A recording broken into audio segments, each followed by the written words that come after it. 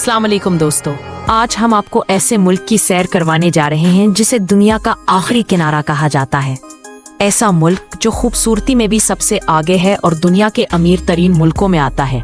पाकिस्तानी इस मुल्क में चौथी बड़ी कम्युनिटी है। जी हाँ, आज हम सैर करने जा रहे हैं यूरोप के खूबसूरत मुल्क नॉर्वे की। आज की वीडियो में हम आपको नॉर्वे की तारीख के बारे में बताएंगे। इसके दारुल हुकूमत में कुछ इलाकों को लिटिल खारियां भी कहा जाता है। नॉर्वे क्यों फलस्तीन को तस्लीम कर रहा है, इसके पीछे क्या वजह है, यहाँ के लोग कैसी जिंदगी गुजारते हैं, और आखिर में हम आपको नॉर्वे के खूबसूरत मकामात दिखाएंगे।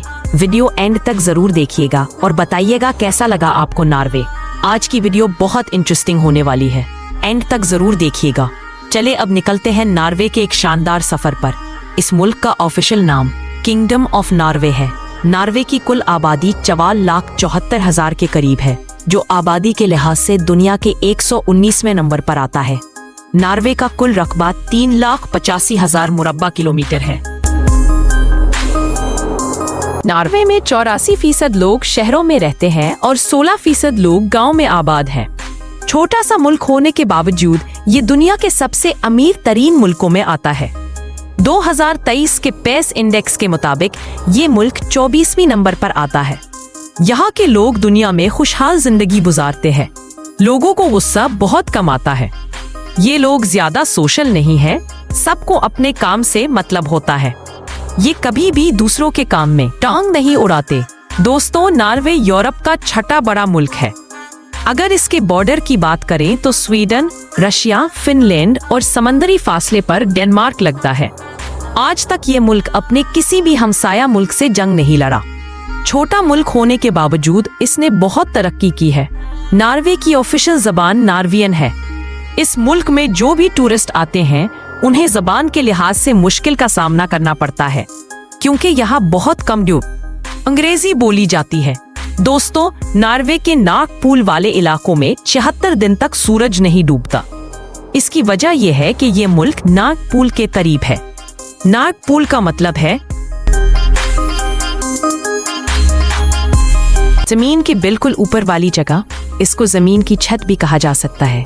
इसी वजह से सूरज आपको रात 12 बजे भी नजर आएगा और लोगों को सूरज की मौजूदगी में ही सोना पड़ता है। दोस्तों, नॉर्वे के लोगों के पास खुश रहने का राज मौजूद है।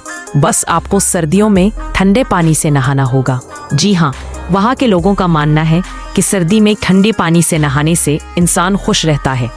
इनके मुताबिक ठंडे पानी से दिमाग में ऑक्सीजन में बेहतरी आती है और आप कई अरसे तक खुश रहते हैं।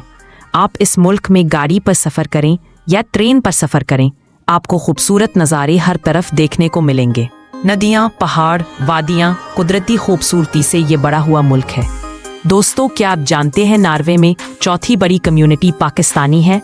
2023 की रिपोर्ट के मुताबिक 46,300 पाकिस्तानी इस मुल्क में आबाद हैं।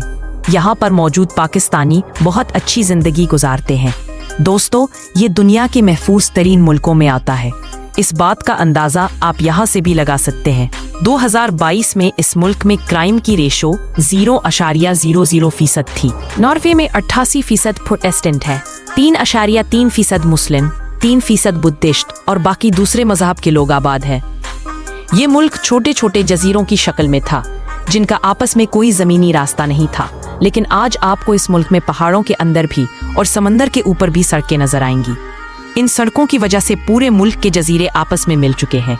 दोस्तों, इसराइल और फलस्तीन में इस वक्त शदीद जंग चल रही है, लेकिन आपने सुना होगा कि नॉर्वे फलस्तीन को एक खुद मुख्तार मुल्क तस्लीम करने जा रहा है। इसके पीछे क्या वजह है? इनमें से एक बड़ी वजह पूरे यूरोप में होने वाले एहतजाज हैं, जिनमें सिर्फ मुसलमान ही नहीं बल्कि गैर मुस्लिम भी शरीक हैं। इन्हीं मुजाहिरों की वजह से नॉर्वे की हुकूमत पर दबाव बढ़ा है और यही वजह है कि नॉर्वे ने फलस्तीन को एक मुल्क तस्लीम करने का ऐलान किया है। लेकिन इसका मतलब ये हरगिज नहीं क्यों नॉर्वे इसराइल को तस्लीम नहीं करता, बल्कि नॉर्वे ने ये फैसला किया है कि 1967 से पहले का नक्शा बहाल किया जाए, जिसमें 2 रियासती हल शामिल है। इसराइल एक अलग मुल्क, फलस्तीन एक अलग मुल्क हो, और बैतुल मुक़द्दस का कुछ हिस्सा मुसलमानों को दिया जाए और कुछ इसराइल के पास रहे। सोचने की बात यह है कि नॉर्वे जैसे ममालिक जो हमेशा अमेरिका और इसराइल का साथ देते आए हैं, अब ऐसा फैसला क्यों कर रहे हैं। इसकी एक बड़ी वजह यह है कि दुनिया नॉर्वे को एक पुरअमन मुल्क समझे और ये तासुर खत्म हो कि नॉर्वे सिर्फ जालिमों का साथ देता है, बल्कि ये मजलूमों के साथ भी खड़ा है। दोस्तों, इस मुल्क में 1,80,000 के करीब मुसलमान आबाद हैं, जो ज्यादातर ओस्लो शहर में रहते हैं, और पाकिस्तानी की सबसे ज्यादा 80 शहर में हैं। नॉर्वे की जीडीपी $593 बिलियन है, जो दुनिया में 24वें नंबर पर आती है। यहाँ के लोगों की सालाना आमदनी $1,18,000 है, जो दुनिया में चौथे नंबर पर है। आप यहाँ से भी अंदाजा लगा सकते हैं कि इस मुल्क के लोग कितने खुशहाल हैं। नॉर्वे की करेंसी नॉर्वेजियन क्रोन है। 2023 की रिपोर्ट के मुताबिक 28 लाख लोगों ने इस मुल्क का दौरा किया। इतने सयाहों की आमद की वजह इस मुल्क की खूबसूरती है।